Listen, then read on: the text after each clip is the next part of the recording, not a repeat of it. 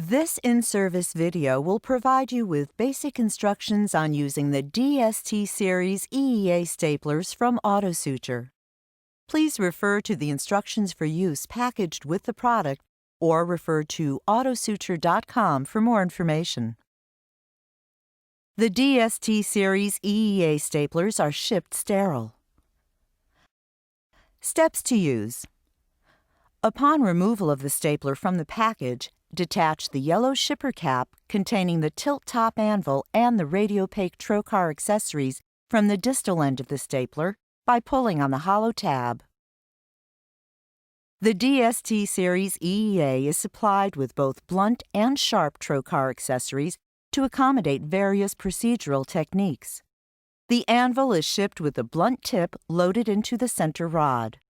If the procedure calls for the blunt tip trocar accessory, place the tilt-top anvil assembly in the sterile field for later use.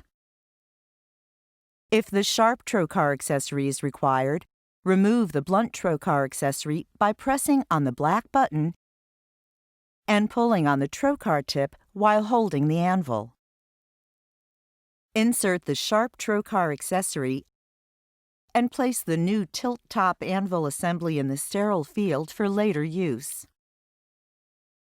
If the anvil is going to be placed laparoscopically, a suture tied through the suture hole at the distal end of the trocar accessory can aid in placement of the anvil, as well as facilitate easy removal of the trocar accessory from the abdominal cavity. If an anvil trocar tip is not required for the procedure, simply remove the blunt trocar accessory and place the tilt-top anvil in the sterile field for later use. If a DST Series EEA 25mm or 21mm stapler is to be used in conjunction with transesophageal delivery of the tilt-top anvil, the corresponding sized EEA Orville device should be utilized. The EEA Orville is supplied in a sterile peel pack. Upon removal from the package, the EEA Orville is ready to be used. The bulb tip of the Orville should be inserted into the appropriate structure, for example, the esophagus. Advance the delivery tube to the point where the anastomosis is desired. Create a small incision in the structure and advance the delivery tube through the incision to the point that the plastic collar on the tilt-top anvil center rod is fully visible.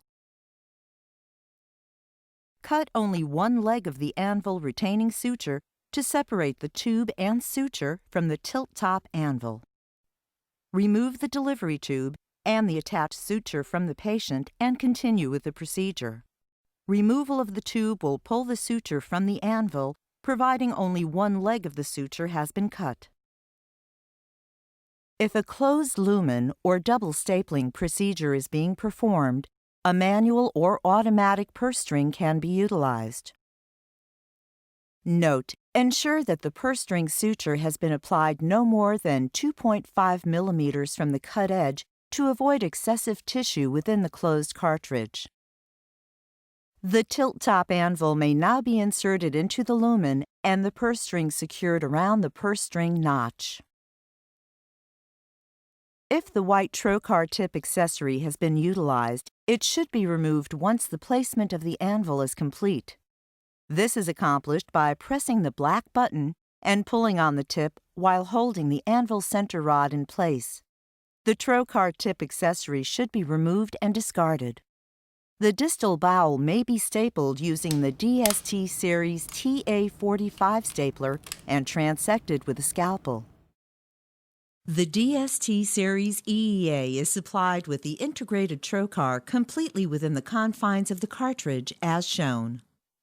The DST Series EEA staplers should not be used if the tissue is stretched or thinned out by introducing a cartridge that is too large for the diameter of the structure. Reusable sizers are available to evaluate the size of the structures and help in the selection of the proper size stapler. To pierce tissue, the instrument is inserted up the closed lumen to be anastomosed, and the integrated trocar is extended by turning the wing nut counterclockwise, as indicated by the instrument graphic. until the tissue is pierced and the instrument shaft is fully extended. Ensure the integrated trocar is extended through the center of the existing staple line to avoid tissue bunching on the side of the center rod. Note: when piercing tissue with the integrated trocar, keep the puncture site visualized at all times to prevent inadvertent damage to surrounding structures. Once the integrated trocar is fully extended, ensure that the orange band is visible through the tissue to be anastomosed. This will ensure proper mating of the tilt-top anvil and the instrument. Next, hold the grasping notch of the tilt-top anvil with an endo-Babcock instrument clamp. Mate the anvil to the instrument by pushing firmly until the tilt-top anvil clicks into its fully seated position. Visually inspect the assembly to ensure that the orange band on the integrated trocar is completely covered by the tilt-top anvil center rod. This will confirm that the anvil has been completely connected to the instrument. Note: if the EEA Orville has been used, attaching the anvil to the instrument will untilt the anvil. To approximate the tissue and to close the space between the cartridge and anvil, turn the wing nut clockwise until it is fully tightened. Once fully tightened, ensure the green line located in the tissue approximation window is fully visible. Prior to firing the instrument, release the white safety lever. The safety will not release if the green line is not visible. Fully squeeze the handle until it comes in contact with the instrument body. An audible firing indicator and tactile crunch will provide additional feedback of firing completion. However, it is important to fully squeeze the handle to ensure complete firing. Once the firing is complete, release the handle and return the white safety to its original position.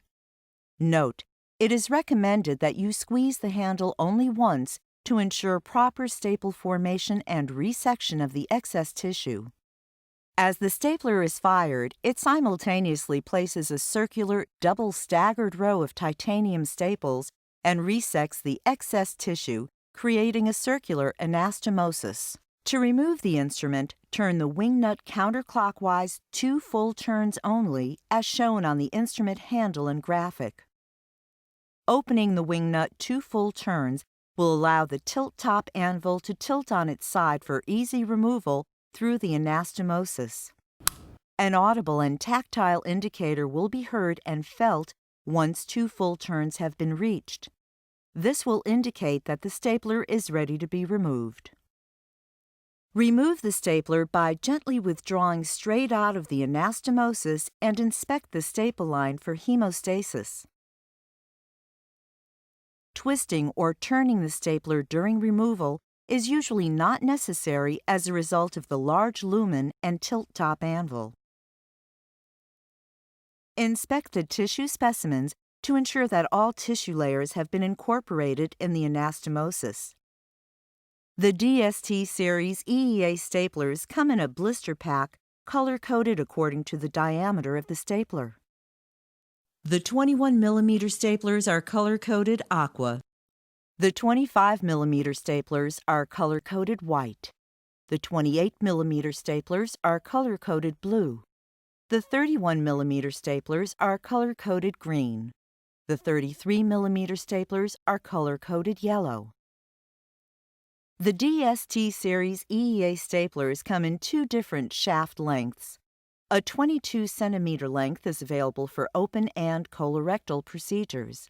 A 35 cm extra long length is also offered, providing the longest reach available for laparoscopic procedures. Additionally, the DST Series EEA staplers are the first circular staplers with 3.5 mm staples on certain sizes. The 21 mm, 25 mm, and 28 mm staplers are available with either 3.5 mm or 4.8 mm staples. The 31 mm and 33 mm staplers are available with 4.8 millimeter staples only. The staple length is indicated on the blister lid, the instrument box, and the head of the instrument itself. The diameter of the stapler is also indicated on the instrument head for easy identification. For more information about Autosuture DST series staplers, please refer to the instructions for use or refer to the Autosuture product catalog at www.autosuture.com.